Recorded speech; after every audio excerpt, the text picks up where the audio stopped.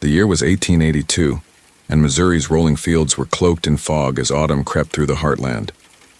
Nights came early, leaving farmhouses and dirt roads shrouded in darkness.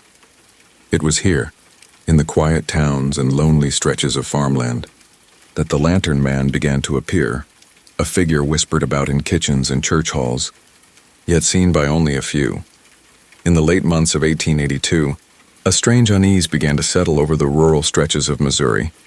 The rolling fields and wooded hollows, normally silent except for the distant calls of owls or the rustle of livestock, seemed suddenly more alive, as if the darkness itself had a weight. It started with scattered reports, whispered from one neighbor to another, glimpses of a figure carrying a lantern, moving silently across the landscape, often along roads and paths that were otherwise deserted. The sightings were so fleeting and peculiar that those who first reported them were hesitant to speak openly. They feared ridicule, or worse, that talking about it might somehow draw the apparition closer. Mary Ellsworth, a seamstress living on the outskirts of Black Ridge, was among the first to document her encounter. Her journal, written in a careful, almost trembling hand, described a tall figure whose lantern glowed with an unnatural light. It was not the soft, flickering flame of a candle or lamp. It seemed to pulse with a life of its own, casting twisted shadows against the trees and fences it passed. She wrote that the figure watched her, not speaking, but that its presence left her heart hammering and her thoughts scattered. What struck Mary and later many others was the silence surrounding the figure. It moved without the sound of boots on dirt, without the snap of branches underfoot. In a time when the countryside was familiar and predictable, this complete absence of ordinary sound unnerved even the most practical-minded townspeople. The lantern man quickly became a topic of speculation among neighbors. Farmers returning from the fields at dusk, when shadows were already long, began to speak of strange lights flickering in the distance, sometimes following them along lonely roads, sometimes vanishing suddenly as though swallowed by the night itself. Children reported seeing the glowing figure between tree trunks, their voices quivering as they described the way it seemed to float above the ground. These reports were inconsistent in detail but consistent in the emotional impact: fear, confusion, and an almost compulsive need to warn others. The townsfolk struggled to make sense of what they saw. Some called it a trick of the light caused by fog, moonlight, or reflections off lanterns from distant houses. Others saw it as an omen, a supernatural warning of something terrible yet to come.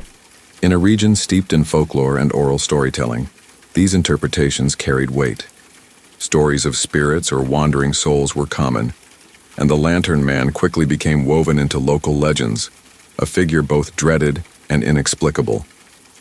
Even those who had not seen it began to alter their behavior, avoiding night travel, keeping doors closed, and listening intently for sounds in the otherwise quiet nights. The presence of the lantern man, whether real or imagined, altered the atmosphere of the community. Fields, forests, and roads that had once been familiar now seemed shadowed with possibility, as if the darkness itself could conceal something beyond human understanding. Fear became a constant companion, shaping conversations, actions, and even dreams. It was this initial wave of sightings and the tension they generated that laid the foundation for the town's later, darker experiences. The lantern man's origins were uncertain, but the effect it had on the people of Missouri in 1882 was undeniable, creating a persistent, creeping anxiety that would linger long after the first glimpse. As news of the lantern man spread through Black Ridge and surrounding farms, the community began to respond in ways that reflected both the practical realities of rural life and the deep-rooted superstitions that shaped their worldview.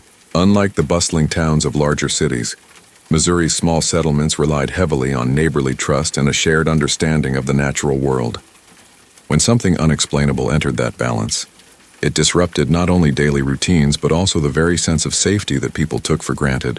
Families whispered about sightings at the dinner table, and neighbors exchanged urgent knocks on doors late at night, carrying their own tales of flickering lights and shadowy figures glimpsed along the fields and dirt roads.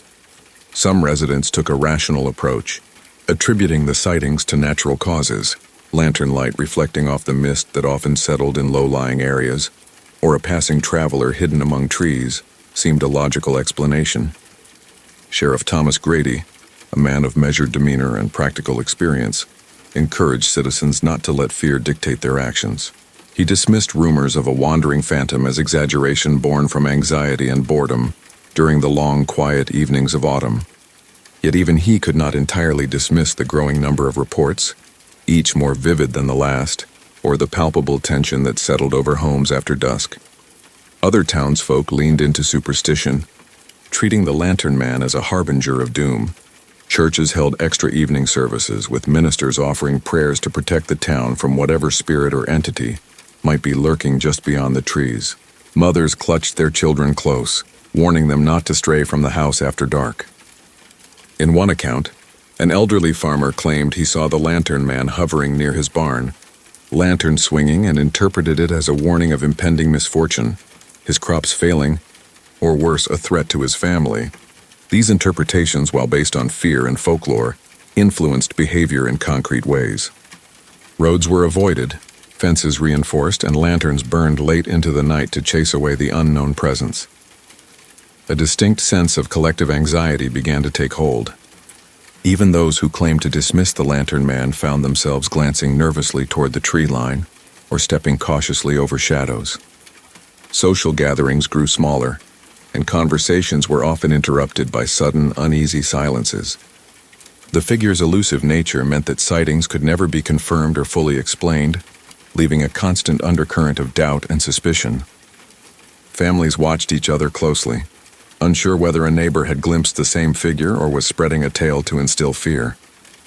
In this way, the lantern man influenced not only individual perception, but also the social dynamics of the town. Community bonds were tested as fear sharpened instincts for survival and protection, revealing how easily superstition and uncertainty could shape behavior. The mysterious figure became more than an anomaly. It became a psychological force, infiltrating daily life and dictating decisions about travel, work, and even interactions with others. The townspeople's varied responses, ranging from rational skepticism to fervent belief, illustrated a larger truth about human nature. When faced with the inexplicable, people will cling to both logic and lore, and in that tension, communities can be profoundly reshaped. The earliest documented sightings of the lantern man were more than mere glimpses. They were moments etched into the memory of those who encountered him, moments that carried the weight of something both unnatural and terrifying. Farmers walking home from their fields at dusk often described a strange, wavering light in the distance hovering just beyond the edge of vision, as though teasing them with movement that disappeared the instant it was focused upon. One such witness, Henry Muldoon, a stout man known for his no-nonsense demeanor, recounted an experience that left him pale and speechless for hours. Returning from his evening chores, he saw a figure standing at the far end of a path, lantern in hand, casting an eerie glow over the surrounding trees. The figure was tall, impossibly still, and dressed in what appeared to be a long coat that fluttered in the wind, though no wind was felt. As Henry approached, the light swung in a slow, deliberate arc, illuminating nothing but darkness around it, and then the figure vanished, leaving him with a sensation of being watched long after the sighting ended. Children were among the most frequent witnesses, their stories told in trembling whispers that carried weight far beyond their years. Young Clara Benson described seeing the lantern man through the gaps in the barn slats, a figure that seemed to float rather than walk, its lantern casting moving shadows that stretched and twisted across the hay. She claimed that when she blinked, he was gone, yet the faint glow lingered in the night as if it had embedded itself into the darkness. Parents, skeptical but unnerved, often tried to explain these visions as tricks of the light or overactive imagination. But the children's fear was contagious, seeding unease throughout households and eventually the wider community. The sightings were not limited to the roads and fields. Some townspeople reported encounters near rivers and creeks, where the lantern's reflection shimmered off the water in unnatural patterns. James Corbin, a blacksmith, told of crossing a narrow wooden bridge when the glow appeared ahead, suspended in midair. He stopped, frozen by the stillness, as the figure slowly raised the lantern, its light catching his eyes in a way that made him certain he was being measured, observed. The lantern's glow seemed almost intelligent, swinging with purpose, revealing nothing but hinting at everything, and Corbin ran the rest of the way home, haunted by the feeling that someone or something had been following him. Eyewitnesses often struggled to articulate exactly what they had seen, using terms that were simultaneously descriptive and inadequate. "A man, but not quite a man," one witness wrote. Others described him as a shadow given shape by the lantern's glow, a being that defied natural explanation. What united these accounts was the sense of presence. The lantern man was not simply a light moving in the distance. He was an awareness, an almost sentient force that intruded upon the ordinary quiet rhythms of life. Over time, the accumulation of these sightings created a narrative of dread. The figure's movements were deliberate yet unpredictable, appearing in one place and vanishing in another without pattern. This unpredictability heightened fear, as no path, road, or property could be considered safe. The lantern man was everywhere and nowhere, a spectral observer whose early appearances foreshadowed the darker events that would later grip the community. Each sighting built upon the last, layering uncertainty, fascination, and terror into a growing legend that would come to define the town's experience in 1882. The psychological impact of the lantern man on the people of Missouri in 1882 was profound, seeping into the very fabric of daily life and altering behaviors in ways both subtle and extreme. At first, fear manifested as a simple wariness. Farmers hesitated to finish their chores after dusk. Mothers called their children home early, and travelers found themselves taking longer, circuitous routes to avoid areas where the glowing figure had been seen. But as the sightings accumulated, the unease deepened into a persistent, almost palpable tension. People began to question not just what they saw, but what they thought they saw, and the boundaries between reality and imagination grew increasingly blurred. Sleep became troubled for many. Residents reported waking in the middle of the night to glimpses of faint light through curtains, or the occasional glimmer that appeared to move just beyond the window. Even those who had not personally seen the lantern man began experiencing dreams of a looming figure holding a lantern, always at a distance yet somehow following, always just beyond reach. The mind, confronted repeatedly with an unexplained phenomenon, began to fill in details, imagining shapes in the dark, hearing steps where none existed, and attributing meaning to ordinary occurrences. Windows rattling in the wind, the creak of a floorboard, or the rustle of leaves could transform into proof of the lantern man's presence. Beyond individual experiences, the fear began to infiltrate social dynamics. Conversations were often punctuated by uneasy glances, and neighbors grew cautious in ways previously unknown in such tight-knit communities. Some families reinforced doors and windows at night, not simply out of practical concern for thieves, but out of a deeply felt need to protect themselves from a threat that defied logic. Those who ventured out alone at night were regarded with suspicion, as if their encounters with the figure might invite misfortune upon the household. Children were discouraged from playing outside after sundown, and groups traveling for chores or social events often doubled in size simply to ensure safety. The psychological tension also manifested in collective behavior. Churches reported increased attendance at evening services, as parishioners sought comfort and protection through faith. Town meetings often devolved into heated debates about whether the lantern man was a supernatural entity, a malicious human, or an illusion born of collective fear. Each new story, each fresh sighting reinforced the sense that the unknown was encroaching upon their lives. The figure's silence and elusiveness amplified the dread, leaving room for imagination to fill in every conceivable horror. For some, the psychological strain produced more severe reactions. A few individuals were reported to have fallen into fits of panic or hysteria when walking along familiar roads after dark.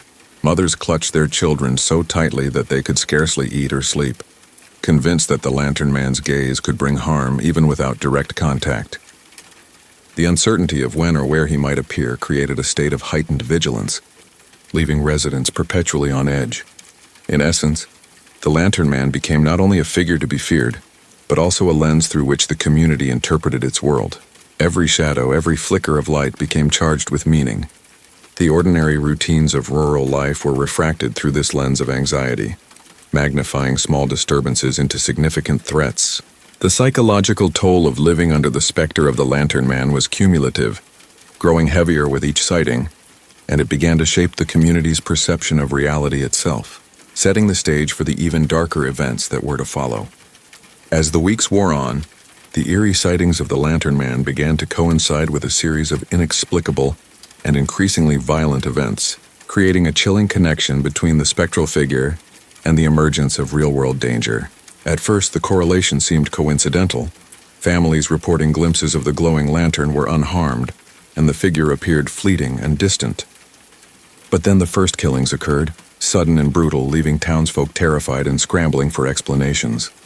The initial murders were marked by a striking lack of motive or theft, a fact that made them all the more unnerving. Homes were found ransacked only in appearance, as if some invisible hand had tested their defenses, and the victims were discovered in positions that suggested fear had taken hold before death, a frozen terror echoing the reports of those who had seen the Lantern Man. The pattern was subtle but undeniable. Each violent incident was preceded by a reported sighting of the figure. Farmers walking to the creek, children playing in dimly lit yards, or travelers returning along winding roads all claimed to have glimpsed the Lantern Man shortly before the murders were discovered. Some residents began to believe the figure was not merely a harbinger, but an active participant, a precursor that announced misfortune before it struck. Even the most skeptical citizens could not ignore the mounting evidence, and the townsfolk's dread evolved from vague fear to urgent, almost paralyzing anxiety. Investigators at the time struggled to connect the spectral sightings with the killings in any tangible way. Sheriff Thomas Grady recorded interviews with dozens of witnesses, cataloging descriptions of the Lantern Man alongside the locations of each attack. While he noted inconsistencies in the accounts, differences in height, coat length, or lantern glow, the core similarity remained. A figure carrying a lantern was reported near the scene in every case. This suggested either an unusual level of coordination by an actual person, or more unnervingly, a force beyond comprehension. As days turned into weeks, townsfolk began seeing the figure in places that overlapped with future crime scenes, leaving them wondering whether these sightings were warnings, signals, or part of a more sinister pattern. The escalating violence also intensified psychological pressure on the community. Families fortified homes with extra locks, while neighbors organized night watches along darkened roads. Even routine tasks like fetching water from a well or checking livestock were undertaken in groups, lest the Lantern Man, or the unseen threat he represented, choose that moment to strike. Paranoia grew alongside fear. No one could be certain who might see the figure or what it might mean. Each unverified sighting amplified the tension, feeding the sense that violence was not random, but somehow orchestrated by the presence that haunted their nights.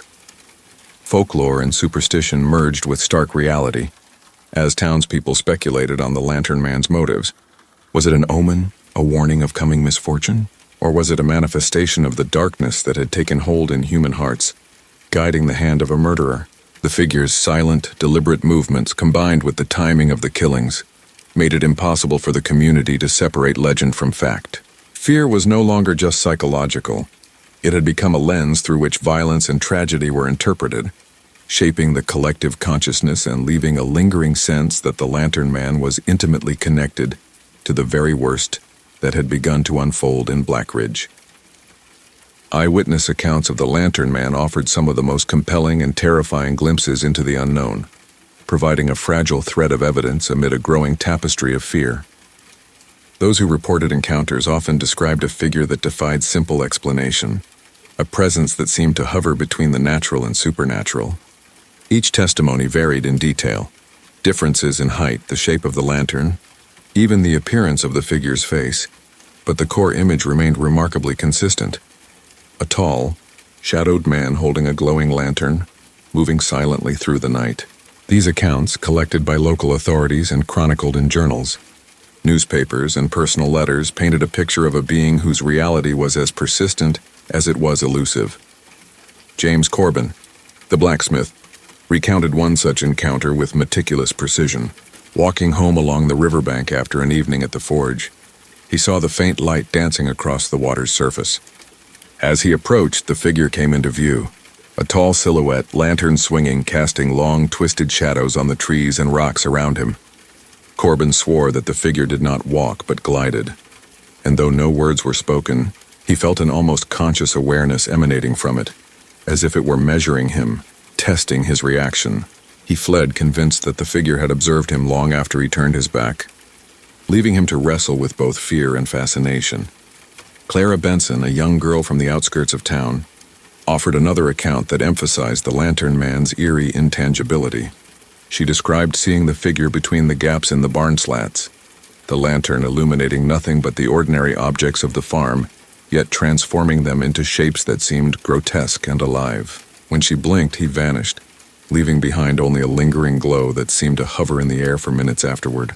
Her words, though from a child, conveyed a terrifying clarity, highlighting the figure's ability to imprint upon the mind, creating a memory more vivid than reality itself. Not all accounts were brief or isolated. Some reported prolonged encounters where the lantern man seemed to follow them through the countryside, appearing at impossible angles or disappearing only to reappear moments later. These stories, though often inconsistent in specific details, shared a common emotional thread, an overwhelming sense of being watched, pursued, or judged. The fear was tangible, and the presence of the lantern, a swinging, living light, added a sense of purpose, as though the figure carried knowledge of events yet to unfold. Skeptics often dismissed these accounts as exaggerations or collective hysteria, yet the consistency across witnesses, ages, and locations made it difficult to ignore the broader pattern. The testimonies taken together revealed more than individual fear. They painted a portrait of a community under siege by uncertainty. Each narrative, whether detailed or fragmentary, contributed to a growing consensus that the lantern man was more than a trick of shadows or lantern light. These reports, painstakingly collected, illustrated how human perception could intersect with legend, creating a shared narrative that blended observation, imagination, and dread, shaping the memory of 1882 Missouri in ways that lingered far beyond any single sighting. Even after the immediate terror of 1882 faded, the lantern man left an indelible mark on the memory of Missouri's communities, becoming both a symbol and a question that refused to be answered. In the months and years following the killings, people debated endlessly whether the figure had been a solitary human, a supernatural entity, or a manifestation of the collective anxieties that had gripped the town. Local historians, folklorists, and curious outsiders pored over journals, letters, and newspaper clippings attempting to piece together the reality behind the legend, but no single explanation ever sufficed. The Lantern Man became a story that existed in parallel realms, one grounded in the lived experiences of terrified townspeople, the other in the mythic imagination that human beings naturally turn to when confronted with the inexplicable. For many, the legend took on a cautionary quality, a reminder of how fear could alter perception and behavior. Families would recount stories to children not merely to entertain, but to instill vigilance. Travelers passing through Blackridge were warned about wandering too far after nightfall, told of the glowing lantern that had once haunted the countryside and left permanent scars on those who encountered it. The tale grew layer by layer, incorporating new sightings, embellishments, and interpretations, until it became a fixture of local culture. In this sense, the Lantern Man transcended the individual reports of 1882, becoming a collective memory that shaped identity, folklore, and even morality in subtle ways. Scholars who later examined the events often pointed to the interplay between environment and psychology. Missouri's fog-laden fields, isolated homesteads, and long dark nights created conditions that heightened perception and fear. Ordinary objects could take on threatening shapes, shadows could suggest movement where none existed, and lanterns glinting through mist could appear otherworldly. Yet even accounting for environmental factors, the consistency of eyewitness reports, across age, occupation, and location, remained striking. People described similar figures, similar movements, and similar lanterns, suggesting that whatever the source of these experiences, it had achieved a remarkable penetration into the collective consciousness. Over time, the Lantern Man also became a lens through which historians interpreted the social and cultural climate of rural Missouri in the late 19th century. The figure's emergence revealed the fragility of perceived safety in isolated communities, and the ways in which fear could govern behavior. Nighttime routines changed, social interactions were colored by suspicion, and ordinary landscapes became infused with a sense of potential danger.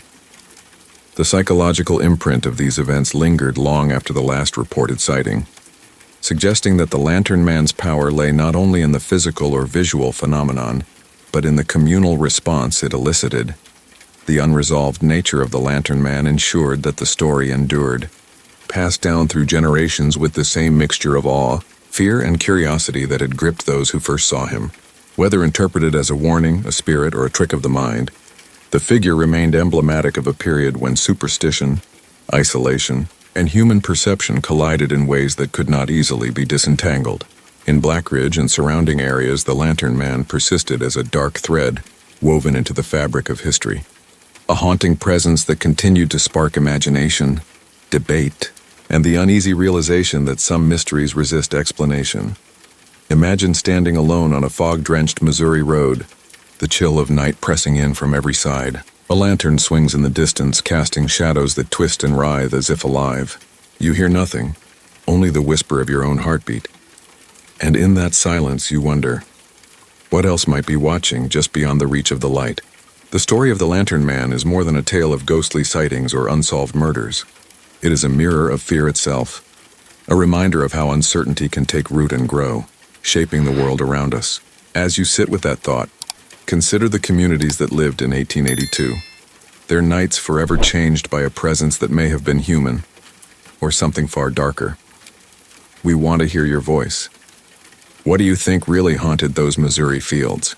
Was it a person cloaked in shadow, an omen, or a trick of imagination that became legend? Share your theories and reflections in the comments. Below, your perspective might illuminate a new layer of the mystery that has puzzled historians and townsfolk for over a century.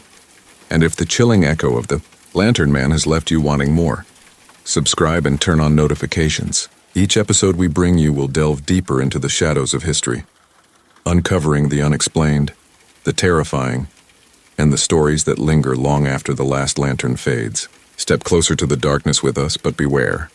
You never know what you might see lurking just beyond the light.